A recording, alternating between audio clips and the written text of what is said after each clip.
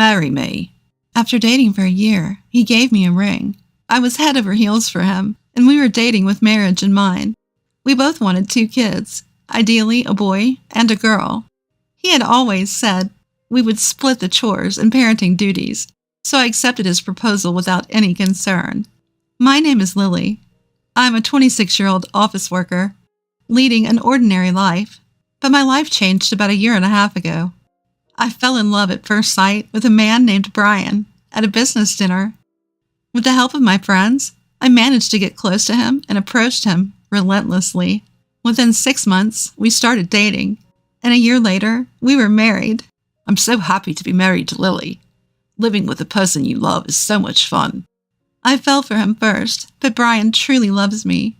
We lived together and split chores, as we had discussed when we were dating. But then, one day, things started to change. Half a year into our marriage, I found out I was pregnant. I need to step up my game as a father. Brian said this and started working overtime more than before. However, I had severe morning sickness and I could hardly get out of bed. I felt lonely and wished he could come home early to stay with me. But I couldn't say this to Brian, who was working so hard. And the days passed until I entered my 2nd trimester. Perhaps Brian was trying to earn money for our child. As if forgetting our promise before marriage, he even stopped helping with chores, perhaps thinking I had time since I was at home. I would have liked to go home to my parents for delivery, but they had passed away. My in-laws live nearby, but I hardly know them and can't rely on them. I felt very lonely, and then came the due date. Before I knew it, our son was a month old. Then, unusually, Brian came home early and flopped down on the sofa. I'm exhausted. What's for dinner? I'm sorry, I was just about to start. Why? Our son's nightly crying was intense, so I couldn't get a good night's sleep. I was overwhelmed with housework and childcare during the day. I wish he'd told me he was coming home early. Swallowing those words, I went into the kitchen. My parents are planning to throw a baby shower this Sunday. Come to think of it, they had mentioned that when they visited us the other day. Should we get something delivered? I'm thinking sushi would be great. My parents are coming over after all, so let's splurge a bit and treat them. What? Okay, got it. Though I agreed, a week passed by at the speed of light. Tending to my baby and household chores, I couldn't even get time to order sushi. Sunday arrived, and just as I tried to order sushi, the store wasn't open yet, so I couldn't place an order. Then finally, Brian woke up. I asked him to place an order instead, but he said he had to go to work and left. At the end, from being occupied with my son, I didn't even get to order sushi, let alone have breakfast, and noon passed. But I thought if I explained the situation, my father-in-law and mother-in-law would understand. Cradling my crying son, just when I felt like I was about to cry too, my in-laws arrived. They came much earlier than I had expected. I wonder why. Upon entering, my mother-in-law immediately picked up my son. Has he been crying all this time? Brian used to cry a lot when he was born too. My father-in-law walked in holding a big bag. He proudly took out its contents and said, What do you think? Hors d'oeuvres. We had reserved it, but figured it might not be enough, so we went ahead and added some extra touch this morning. His meddling is why it took longer than expected, but he was determined to have you taste it. My mother-in-law said with a laugh. I confessed that I intended to order sushi but ran out of time. Never mind all that. You're tired. Don't worry about such unnecessary things. Get some rest. All right, let's make some rice balls. My father-in-law rolled up his sleeves, only to realize there was hardly any rice left, so he quickly rushed out to buy some more. My mother-in-law suggested that I rest while she took my crying son for a walk. Grateful, I lay down on the couch. After a while, I was awakened by the sound of the front door opening. Lily, what are you doing? It was Brian who entered. You said my parents were coming over, right? What about the preparations? Still groggy from sleep, I faced an intensely questioning Brian. He then noticed the hors d'oeuvres my in-laws had brought. So this is all you prepared for today? Can't be. You ordered sushi, right? I couldn't order sushi. But before I could finish, Brian suddenly erupted in anger. What? They came all the way here and you got them this cheap junk? Huh? Junk? What's he talking about? Overwhelmed by Brian's outburst, I was at a loss for words. Brian then knocked the plate with the hors d'oeuvres off the table. Just as I stood there in shock, my in-laws returned. What was that noise? Is everything all right? My father-in-law had just returned with a bag of rice, and my mother-in-law, who had been pacifying our son, were taken aback by the sight. The next instant, my father-in-law was furious. Brian, what the hell is going on? To which Brian replied, without a shred of guilt. It's simple. I can't serve this cheap stuff to you guys when you both came all the way here. No, that's not right, Brian.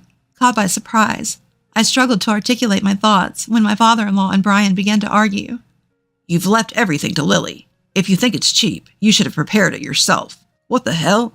You said you were coming for a baby shower, so I told her to get some sushi.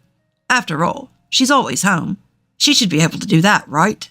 Just the other day, there was no dinner ready when I got home. And today, this cheap stuff? What the hell? Brian's words made my blood rush to my head. My father-in-law brought it. What?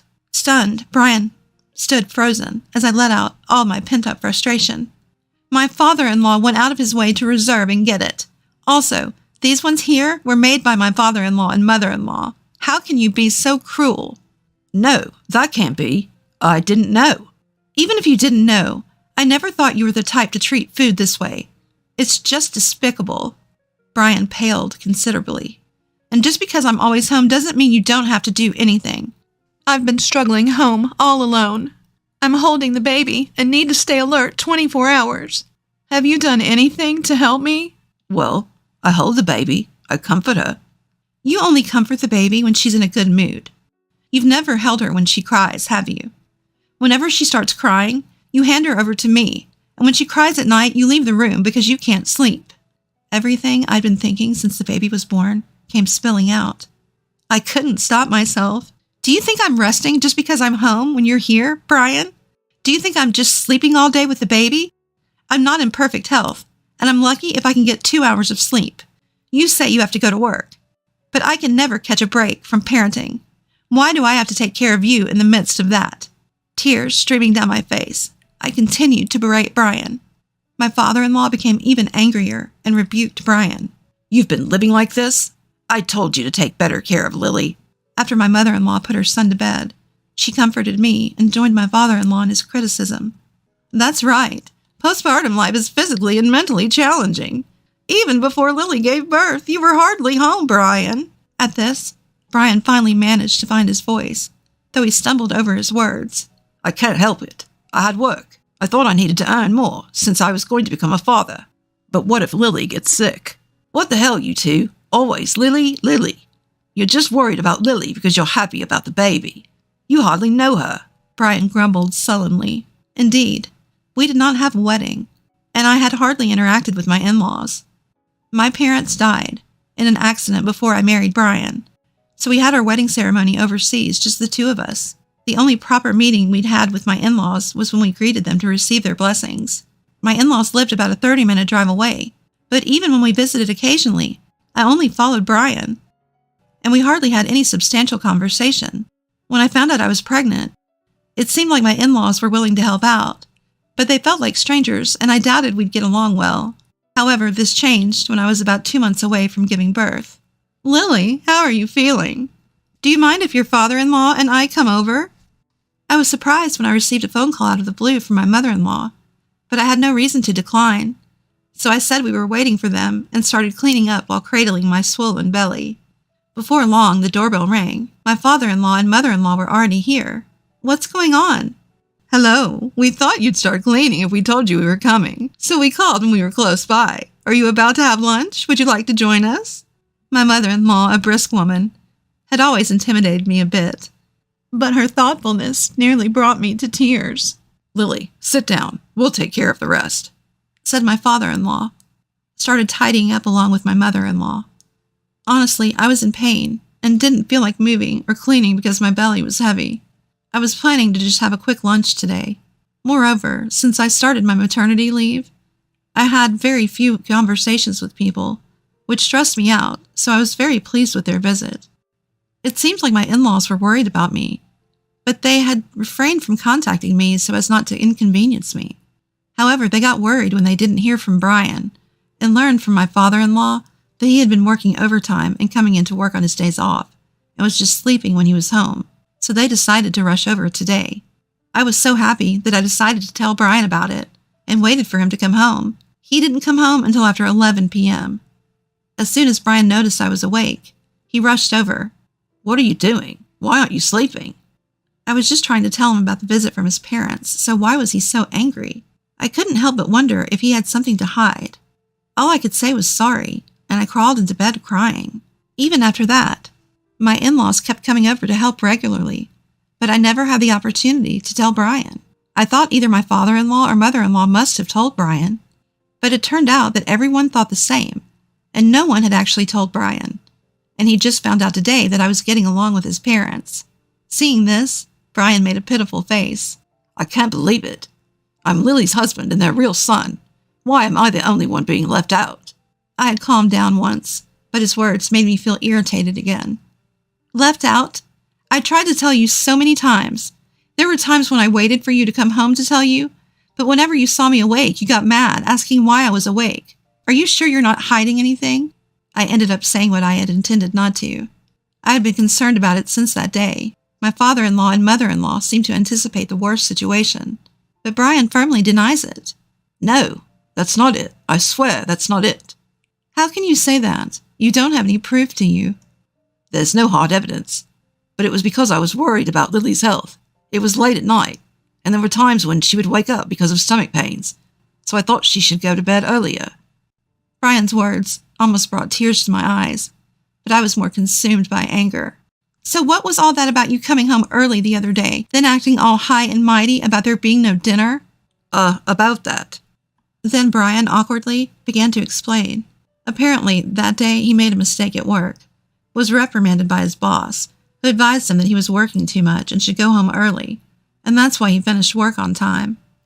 How could I tell Lily such an embarrassing story? That's why I took it out on her. I'm sorry. I see. Brian was trying his best as a father after all. From that point, we finally got to have a heart-to-heart conversation. Even when our son cried, he said he thought it was better if I held him, because he would stop crying sooner. Hearing this, Brian started crying.